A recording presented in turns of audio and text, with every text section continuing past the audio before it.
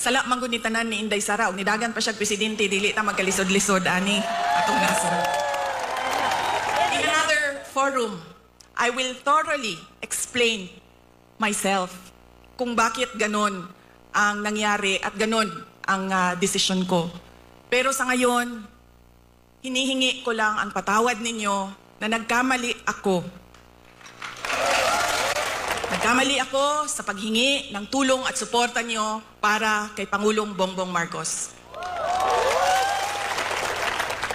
I was on the mistaken belief that we were together on the platform of unity and continuity.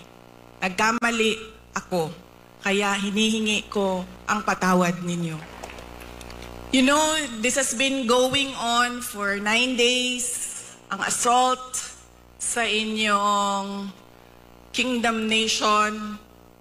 At I could not come earlier dahil meron ding atake sa opisina ng pangalawang Pangulo. At hindi ko maiwanan ang aking mga kasamahan doon sa Office of the Vice President.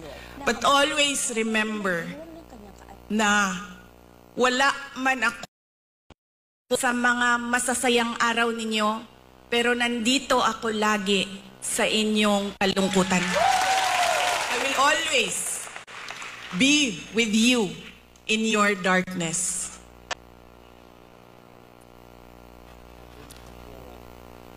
Bago ako pumunta dito, doon sa Manila, sinabihan ako, huwag kang lumapit sa KOJC dahil talo ka dyan.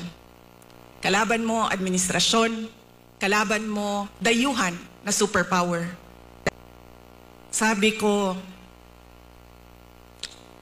sa taong nagsabi sa akin noon,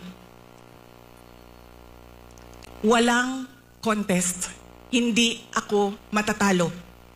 Walang kompetisyon. Bakit ako matatalo?